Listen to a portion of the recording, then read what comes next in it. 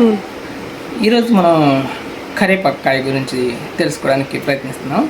ఈ కాయని నేను ఎప్పుడు తెలియదు, మనకి తెలిసిన వాళ్ళు ఈ కరివేపాకు కాయ ఎలా గురించి ఉంటుందో చాలా మందికి టేస్ట్ తెలుసు. చూద్దాం రమ్మంటున్నారు, ఈ వెళ్తున్నాం. కరివేపాకు ఆరోగ్యానికి చాలా మంచిది. ఆరోగ్యానికే కాదు, మన ఒంట్లోని చాలా ప్రాబ్లమ్స్ని కరివేపాకు తగ్గిస్తుంది. ఇక మెయిన్గా చెప్పాలంటే మన హెయిర్ లాస్కి నూనెలో కలిపి కానీ డైలీ అన్నంలో తినడం కానీ చేస్తాం.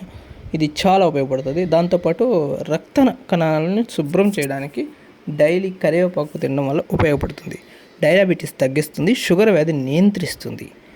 ఇవన్నీ కరివేపాకు పొడి డైలీ అన్నంలో కానీ మనం తినే ఇడ్లీలో కానీ డైలీ తింటే రక్త కణాలు శుభ్రపడి మంచి ఆరోగ్యం లభిస్తుంది.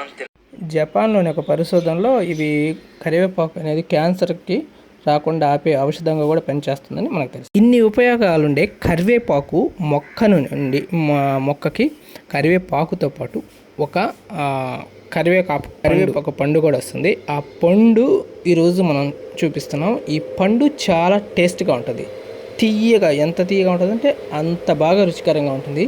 ఈ పండుని ఇప్పుడు మనం తింటున్నాము. అంటే ఈ పండు తిని చూస్తున్నాను, చూడండి. చాలా చాలా టేస్ట్గా ఉంది పండు. సూపర్గా ఉంది పండు.